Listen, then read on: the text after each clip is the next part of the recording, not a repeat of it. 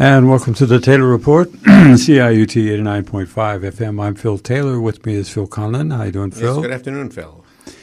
We're going to be talking today about Rwanda, about some of the developments inside the country, but we're going to be talking to Robin Philpott, who was given an award for his work on bringing the truth about Rwanda, the political truth, the reality of the country at this moment, to the world, and he was one of the prize winners for the Victoire Ingabire Award.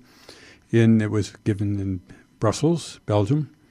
And in the second half, we're going to be talking to the political action chair of Local 222 of General Motors, and there is a struggle to save the plant.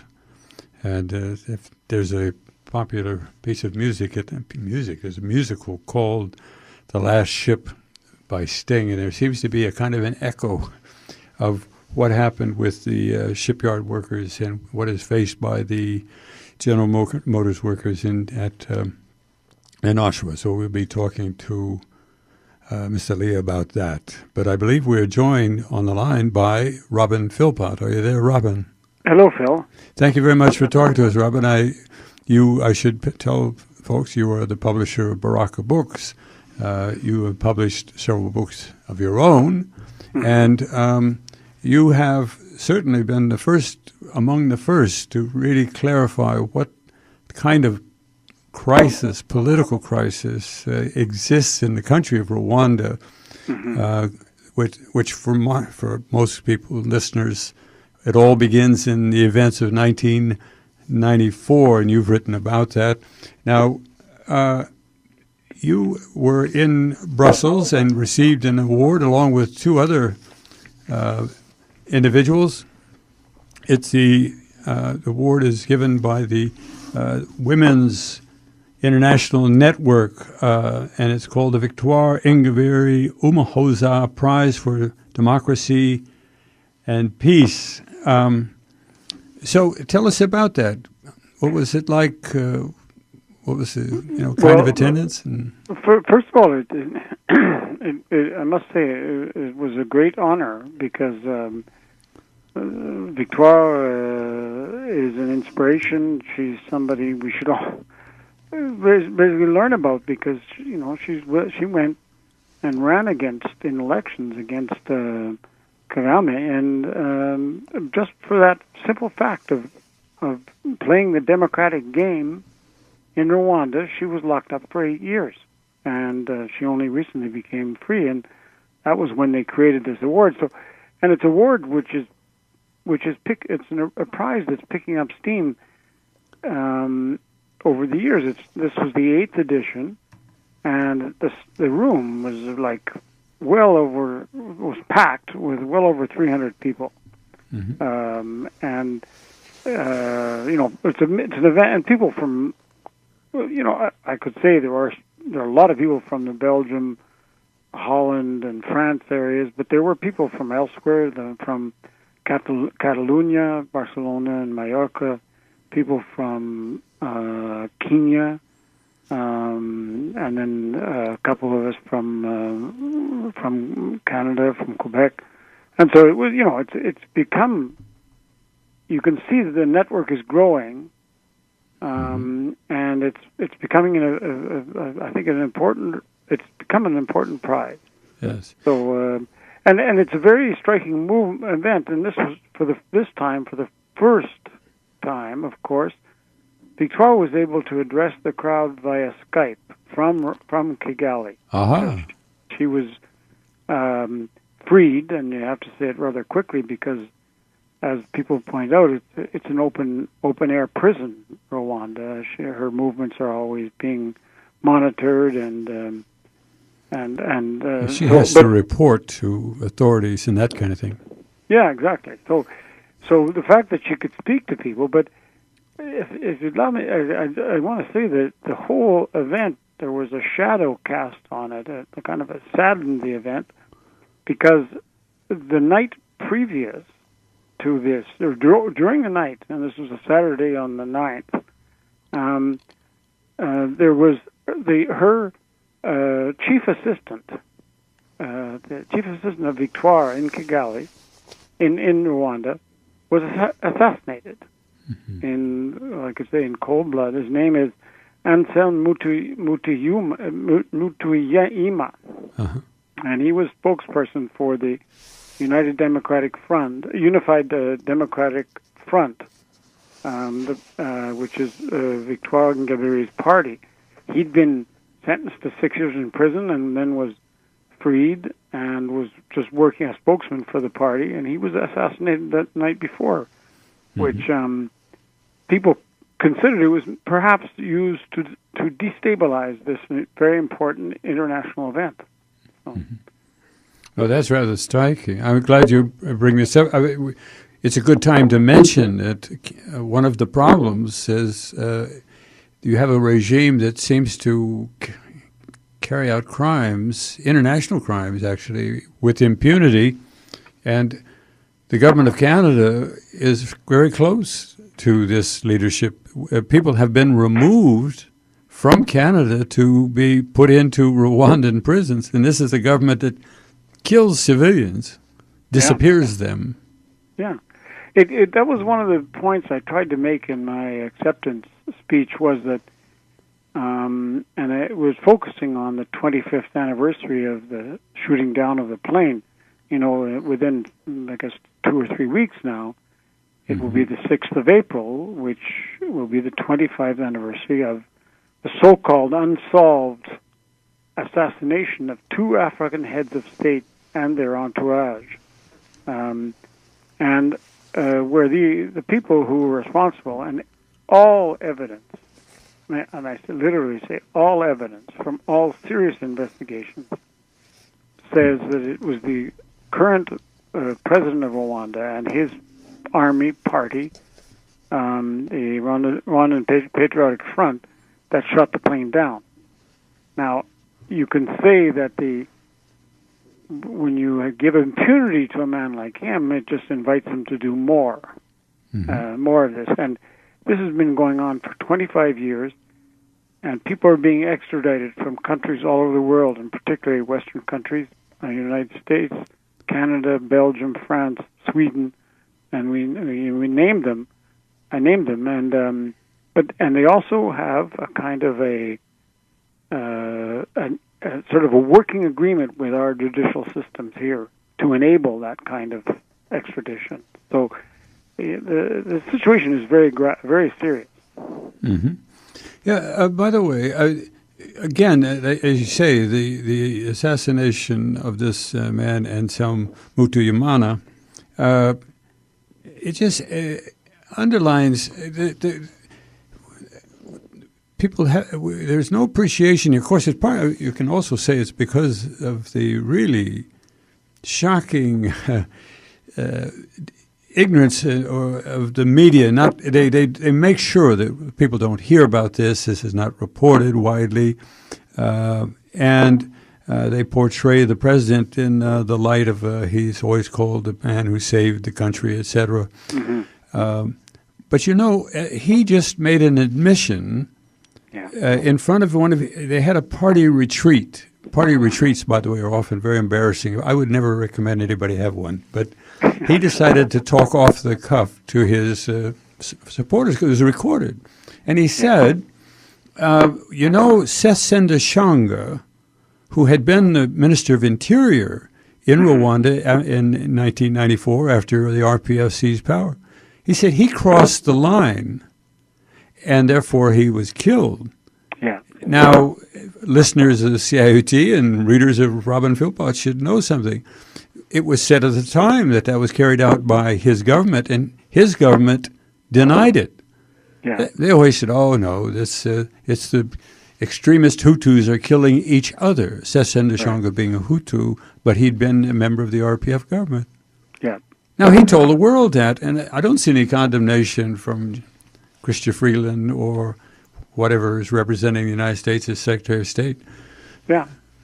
And it's public knowledge that he boasted about it. He talked about it, and this is 3 days or 2 days, in fact, the next day, after this political opponent, Anselm Mutuyimana, was assassinated as well. And if we want to bring it home, Seth Sendashonga was Minister of the Interior when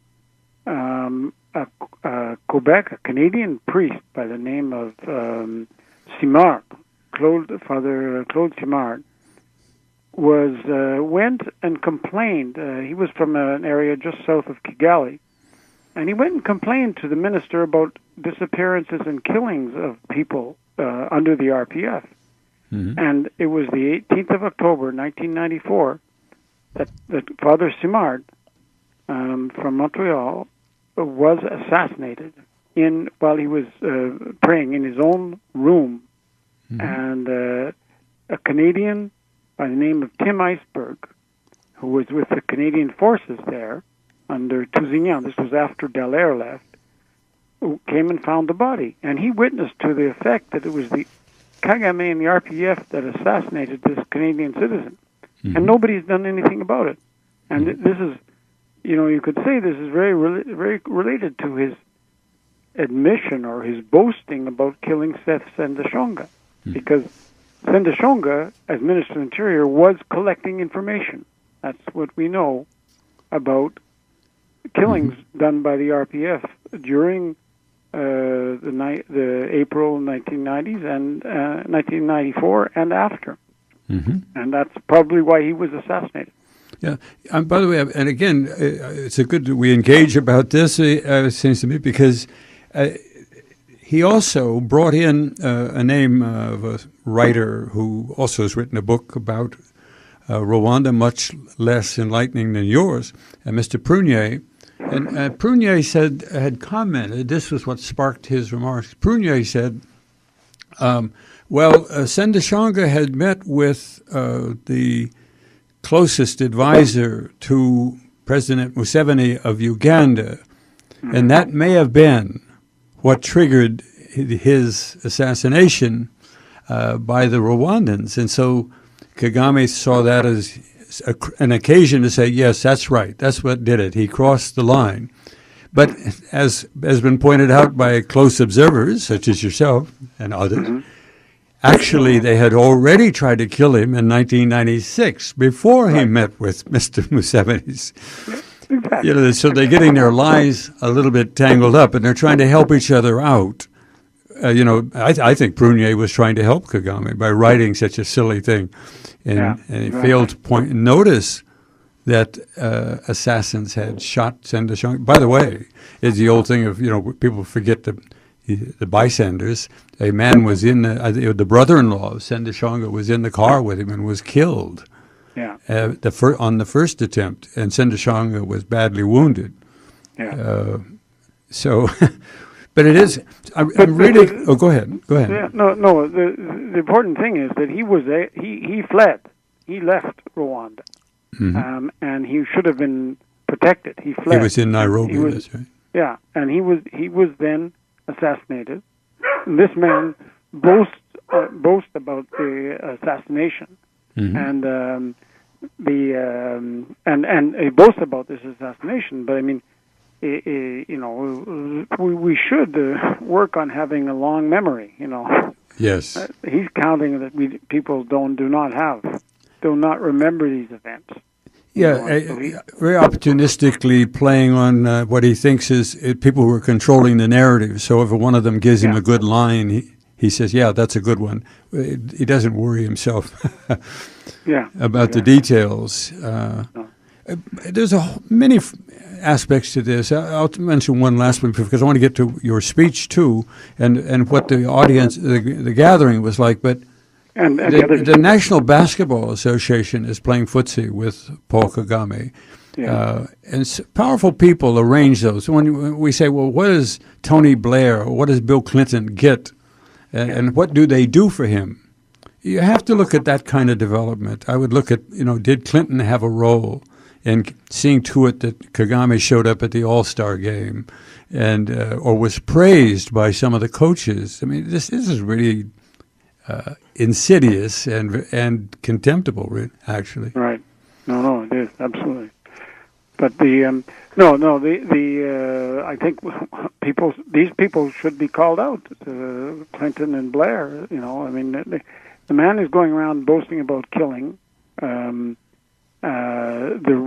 evidence is there's so much evidence about his killing, and basically it's been the story of his life. Mm-hmm. These other people going around pretending that none of this has ever happened. They're just like they haven't changed their view on things. Clinton, Blair, and all the other, you could say, cheerleaders for Kagame. Mm-hmm. We're speaking to Robin Philpott. He is publisher of Baraka Books and the author of books about Rwanda. I do want to say that I was honored, but there were three of us, and it's very interesting that this network, and it's very well aptly called a network. Another laureate, another winner of this prize was a man named Abraham Mutai, a man from Kenya, 30-year-old social justice activist, and he's got a wide following, but he got very involved in backing Victoire and Diane Rwigara, who also made the serious crime of running for president in Rwanda and was locked up. Mm-hmm. And his story is quite something about how he got involved, and within no time, they tried to buy him off. Rwanda tried to buy him off, like literally. That was in his speech. Did he tell? Yeah, he said that in his speech. $50,000 US, mm-hmm. And then they wanted to bring him over to Rwanda to tell to basically to co-opt him, probably with photo ops and stuff. He didn't go. He refused. Mm-hmm. But he's obviously got a real following, and one of the things he said, and maybe one of these days you'll be able to reach him, but he said that so many young people, and so he's 30, that means he was 5 in 1994, and he said, we've been taught in schools that Kagame put an end to the genocide, and mm-hmm. that he has been a model African leader. And so you see, that is what this man is challenging in Kenya. So you can see the network is a real network, and it's reaching out to people in different parts of the world who have an influence. And the other man, a man named Jean-Pierre Belou, is a Congolese priest working in the Brabant area of Belgium, mm-hmm. and because as people know, Belgium was a former colonial power in both the Congo and in Rwanda and Burundi, and so there are a lot of exiled or expatriate Congolese and Rwandans and so on. But because of the war that Kagame has imposed on the Congolese, there's this very bitter feelings between the Congolese and Rwandans, and he's been, as a priest, and his general work has been to bring Congolese and Rwandans together, and so they do not this perception that all Rwandans are doing what Kagame is doing. Mm-hmm. He's trying to defeat that perception. Mm-hmm. A very, very good speaker, as a lot of priests are. Mm-hmm. And uses some of his own language, and when he made his speech. So it was an important event, I would say. No, I really like that someone from Kenya, someone from Congo. Those are great. It's great to hear those voices and to see them there. Yeah. Because, by the way, that's a very turbulent continent at the moment, and particularly the Great Lakes region. Anybody who speaks up in the Great Lakes region is very brave, exactly. Because there's armies all over the place and commando types. Now, of course, there were some of the predecessors, Judy Reaver, mm-hmm. Ann Garrison. Phil Taylor. Phil Taylor was there, as a matter of fact, 1 year ago. By the way, isn't Brussels a lovely city? We should always say. Very lovely city. Now, But I'll tell you what I was struck by, and I gathered the same was true this year. One is the attendance is very heavy, but both Victoire and Diane Wigara are really, they reach out. They really do represent all Rwandans. Yeah. It is, everyone knows, knows the basic things about 1994, always learns the words Hutu, Tutsi. But in that room, when I was there, and I'm sure it's still true, is all ethnic groups, including Twa, are represented and are welcome. It's not a matter of a partisan, ethnic-based movement. No, absolutely. It's a political movement for democracy and peace, and they add the word freedom in it, and that brings people together of wherever their origins, whatever their however they define themselves or are defined ethnically, it brings them together, and that's one of the strengths of the movement. There were Belgians there who lived in Central Africa. Belgians who not of African origin. Mm-hmm.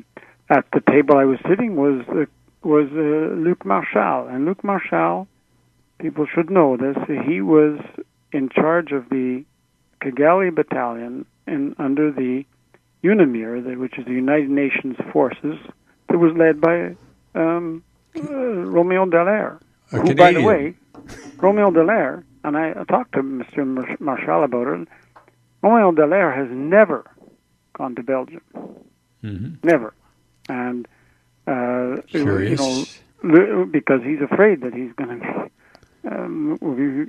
to be arrested. He's not. Well, yes. He's not gone in there to witness in any case.